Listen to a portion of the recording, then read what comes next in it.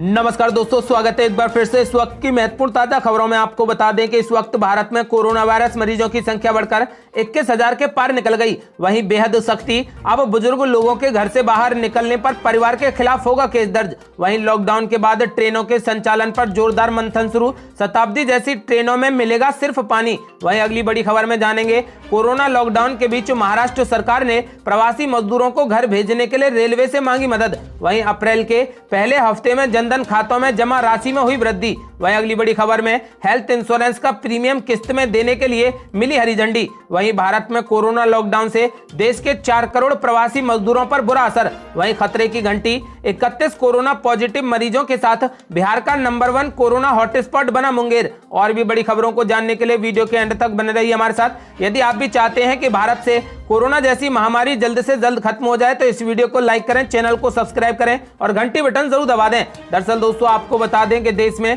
Corona virus से संक्रमित लोगों की संख्या आज बढ़कर 21,700 हो गई। इनमें से 686 लोगों की मौत हो गई और 4,325 लोग ठीक हो गए हैं। आपको बता दें कि राज्यों की बात करें तो सबसे अधिक महाराष्ट्र प्रभावित हुआ है। यहाँ 5,652 लोग कोरोना वायरस से संक्रमित हुए हैं। आपको बता दें कि जिसमें से 269 लोगों ने अपनी जान गंवा दी है।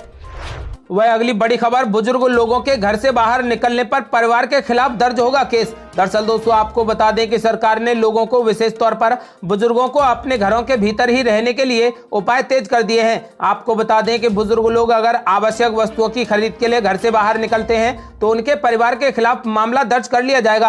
आपको बता दें कि वे वरिष्ठ नागरिक जो अकेले रह रहे हैं, सहायता प्राप्त करने के लिए पुलिस या दमकल कर्मियों को मदद के लिए बुला सकते हैं। लॉकडाउन प्रोटोकॉल का कार्यान्वयन सुनिश्चित करने के लिए सीमा चौकियों पर निरीक्षण भी तेज कर दिया गया है। आपको बता दें कि यदि बुजुर्ग आवश्यक वस्तुओं की खरीद करने के लिए दुकानों पर या बाजार में या बाहर जाते हैं तो तुरंत उनके परिवार के खिलाफ केस दर्ज कर लिया जाएगा। आपको बता दें कि यह फैसला फिलहाल केरल सरकार ने लिया है। वह अगली बड़ी खबर, लॉकडाउन के बाद ट्रेनों के संचालन पर जोरदार मंथन शुरू, शताब्दी जैसी ट्रेनों में मिलेगा सिर्फ पानी। दरअसल दोस्तों, आपको बता दें कि लॉकडाउन समाप्त होने के बाद शताब्दी एक्सप्रेस, गतिमान एक्सप्रेस और तेजस एक्सप्रेस के साथ राजधानी जैसी प्रीमियम ट्रेनों में सफर के दौरान यात्रियों को खाना अपने साथ लाना पड़ सकता है। रेलवे इन ट्रेनों में केवल सादे पानी की ही आपूर्ति करेगा। इस दौरान शताब्दी और तेजस जैसी ट्रेनों में शारीरिक दूरी का पालन एयरलाइंस की तर्ज पर किया जाएगा। एक चेयर कार की सीट के पीछे दूसरे यात्री को बैठाया जाएगा। बुधवार को रेलवे बोर्ड में लॉकडाउन के बाद कुछ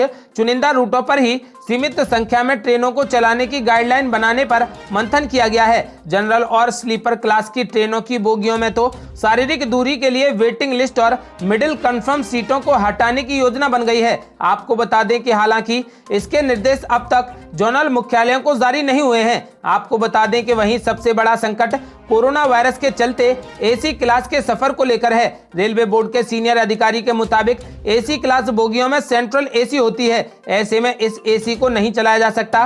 दुविधा इसे लेकर भी है कि बिना एसी के पूरी तरह बंद बोगी में यात्री घुटन और भीषण तपिश महसूस करेंगे। आपको बता दें कि मई में ही तापमान 44 डिग्री के करीब होगा। ऐसे में एसी क्लास बोगियों के शीशे भी हटाए जा सकते हैं, यानी ट्रेनें नॉन एसी हो सकती हैं। ऐसी स्थिति में किराए का अंतराल वापस कर दिया जाएगा। आपको बता दें कि तेजस को लॉकडाउन हटने के बाद एयरलाइंस की तर्ज पर शारीरिक दूरी का पालन करते हुए चलाया जा सकता है। इस ट्रेन में सतर्कता के तहत पानी यात्रियों को दिया जा सकता है। खाना न देने पर फिलहाल विचार चल रहा है। वह अगली बड़ी खबर, कोरोना लॉकडाउन के बीच महाराष्ट्र सरकार ने प्रवासी मजदूरों को घर भेजने के लिए रेलवे से मांगी मदद। दरअसल दोस्तों, आपको बता दें कि कोरोना वायरस संकट के बीच महाराष्ट्र सरकार ने प्रवासी मजदूर कामगारों को उनके घर पहुंचाने के लिए रेलवे से मदद मांगी है। दरअसल महाराष्ट्र सरकार इस बात से चिंतित है कि कहीं 3 मई के बाद प्रवासी मजदूर और कामगार फिर से सड़क पर न आ जाएं, क्योंकि जब दूसरी बार लॉकडाउन बढ़ा था तो बांद्रा स्टेशन पर कुछ ऐसा ही नजारा देखने को मिला था।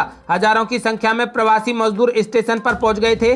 भीड़ को तितर बितर करने के लिए पुलिस को लाठीचार्ज करनी पड़ी थी। इस घटना के बाद महाराष्ट्र सरकार की ओर से कहा गया है कि कुछ लोगों ने ट्रेन चलाने की अफवाह फैला दी थी, जिसकी वजह से लोग अपने घर जाने के लिए स्टेशन पर आ गए थे। खासकर मुंबई में स्थिति अब ठीक नहीं है।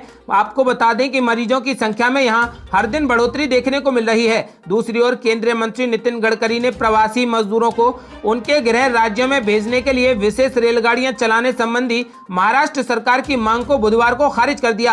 आपको बता दें कि नितिन गडकरी ने कहा कि महाराष्ट्र को अगले कुछ हफ्तों के लिए इन प्रवासी श्रमिकों का ध्यान रखना चाहिए। उन लोगों को यह समझना चाहिए कि कोरोना वायरस बीमारी के फैलने के कारण उनका उनके पैतृक गांव में स्वागत नहीं किया जा सकता, वहां भी उन्हें क्वारंटाइन में भेज दिया जाएगा। नितिन गडकरी ने कहा कि 3 मई के बाद लॉकडाउन की अवधि समाप्त होने के बाद रेलगाड़ी सेवाओं को अत्यंत सावधानी बरतते हुए शुरू किया जाएगा और लोगों को लंबे समय तक सुरक्षा उपायों का पालन करना होगा। अब देखना यह होगा कि क्या आखिर 3 मई को लॉकडाउन हटेगा या नहीं। आपको बता दें कि उधर 17 अप्रैल को प्रधानमंत्री नरेंद्र मोदी सभी राज्यों के मुख्यमंत्रियों के साथ वीडियो कॉन्फ्रेंस करेंगे। उसमें तय होगा कि लॉकडाउन को आगे बढ़ाया जाएगा या खत्म किया जाएगा। आपको बता दें कि 27 अप्रैल को ही तय होगा कि लॉकडाउन में ट्रेनें चलेंगी या नहीं। आपको बता दें कि अब पूरा दारोमदार प्रधानमंत्री नरेंद्र मोदी की 27 अप्रैल को होने वाली अब बैठक पर डिपेंड हो गया है। वह अगली बड़ी खबर, हेल्थ इंश्योरेंस का प्रीमियम अब किस्त में देने के लिए मिली हरी झंडी,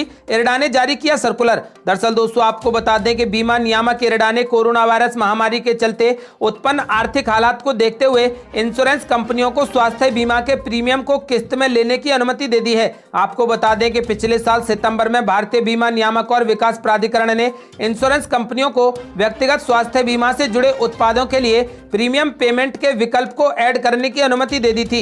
आपको बता दें कि इरडा ने वर्तमान परिस्थितियों को देखते हुए हाल ही में बीमा कंपनियों और पॉलिसी होल्डर्स के लिए नियमों में तमाम तरीके की ढील की घोषणा कर दी है। आपको बता दें कि इरडा ने एक सर्कुलर जारी कर कहा कि कोरोना वायरस महामारी की वजह से उत्पन्न परिस्थितियों को देखते हुए और स्वास्थ्य बीमा के प्रीमियम के भुगतान के नियमों को आसान बनाने की जरूरत पर विचार के साथ सभी इंश्योरेंस कंपनियों को स्वास्थ्य बीमा के प्रीमियम को किस्त में एकत्र करने की मंजूरी दे दी है। वह अगली बड़ी खबर, अप्रैल के पहले हफ्ते में जनधन खातों में जमा राशि में हुई वृद्धि। दरअसल दोस्तों आपको बता दें कि जनधन खातों में जमा राशि में अप्रैल के पहले सप्ताह में अचानक से बढ़ोतरी देखने को मिली है। केंद्र सरकार द्वारा महिला जनधन खाता धारकों के अकाउंट में पैसे ट्रांसफर किए जाने की वजह से इन खातों में जमा रकम में मुख्य रूप से यह बढ़ोतरी देखने को मिली है।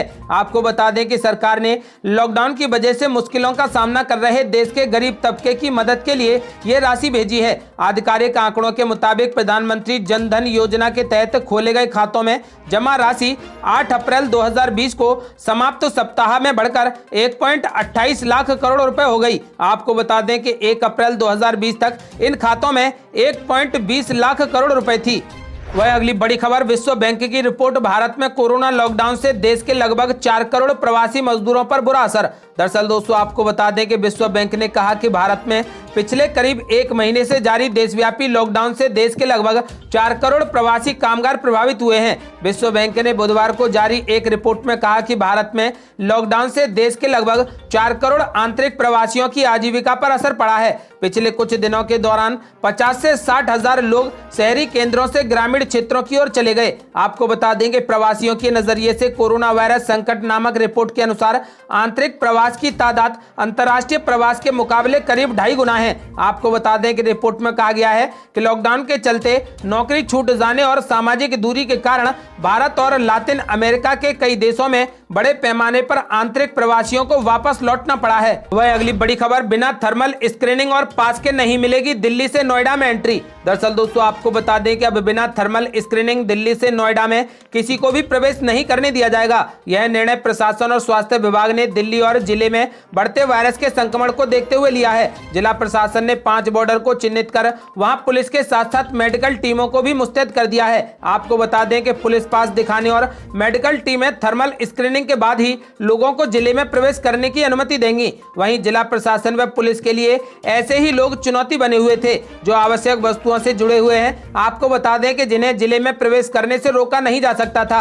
ऐसे में वायरस के फैलाव को रोकने के लिए जिला प्रशासन और स्वास्थ्य विभाग ने दिल्ली और नोएडा के 5 बॉर्डर डीएनडी, कालिंदी कुंज, कोंडली, चिल्ला और झुंडपुरा बॉर्डर पर पुलिस के साथ साथ मेडिकल टीमें भी मुस्तैद कर दी हैं। वह अगली बड़ी खबर, तबलीगी जमात पर बोले मोदी सरकार के मंत्री मंत्री मुख्तार अब्बास नकवी, एक संस्था या व्यक्ति का गुनाह पूरे समुदाय का नहीं। दरअसल दोस्तों आपको बता दें कि केंद्रीय अल्पसंख्यक कार्य मंत्री मुख्तार अब्बास नकवी ने तबलीगी जमात प्रकरण के बाद खड़े हुए विवाद को लेकर गुरुवार को कहा कि किसी एक संस्था या व्यक्ति के गुनाह को पूरे समुदाय के गुनाह के तौर पर नहीं देखा जा सकता। उन्होंने इंटरव्यू में विश्वास भी जताया कि रमजान के पवित्र महीने में संपूर्ण मुस्लिम समुदाय लॉकडाउन और सामाजिक दूरी से जुड़े दिशा निर्देशों का पालन करते हुए अपने घर पर इबादत एवं इफ्तार करेगा। आपको बता दें कि नकवी ने मुस्लिम समुदाय से यह अपील की है कि हमें इस महीने खुदा से दुआ करनी चाहिए कि हमारे मुल्क और पूरी दुनिया को कोरोना से निजात मिले और इंसानियत की रक्षा हो। यह पूछे जाने पर कि पूरा मुस्लिम समुदाय कोरोना के खिलाफ लड़ाई में प्रधानमंत्री नरेंद्र मोदी के साथ खड़ा दिख रहा है, तो उन्होंने कहा कि बिल्कुल पूरा देश इस लड़ाई में एकजुट होकर साथ खड़ा हुआ है। नरेंद्र मोदी जी ने जब हाथ जोड़कर मुल्क के नागरिकों से अपील की थी तो सभी 130 करोड़ देशवासियों ने अपील की थी। उनकी अपील को ही सभी ने स्वीकार किया और उस पर पूरी तरीके से अमल किया गया है। देश के सभी लोगों को यकीन है कि प्रधानमंत्री नरेंद्र मोदी लोगों और देश के भले के लिए काम कर रहे हैं। वहीं मौसम अपडेट स्काईमेट वेदर के अनुसार अगले 24 घंटों के दौरान पूर्वोत्तर भारत में हल्की से मध्यम बारिश और गरज के साथ बौछारें जारी रहने के आसार हैं। राजस्थान के कई स्थानों पर बारिश होने और धूलभरी आंधी चलने की संभावना है। इसके अलावा पश्चिमी उत्तर प्रदेश, दक्षिणी हरियाणा और दिल्ली, उत्तर व पूर्वी मध्य प्रदेश, छत्तीसगढ़ के कुछ हिस्सों और उत्तरी तटीय आंध्र प्रदेश और आंतरिक तमिलनाडु में 1-2 स्थानों पर वर्षा के आसार हैं। ये थी अब तक की बेहद बड़ी खबरें। यदि आप भी चाहते हैं कि कोरोना जैसी महामारी जल्द से जल्द भारत से गायब हो जाए तो इस वीडियो को लाइक करें, चैनल को सब्सक्राइब करें और घंटी बटन जरूर दबा दें। जल्दी मिलते हैं बड़ी अपडेट के साथ, तब तक के लिए जय हिंद, जय भारत।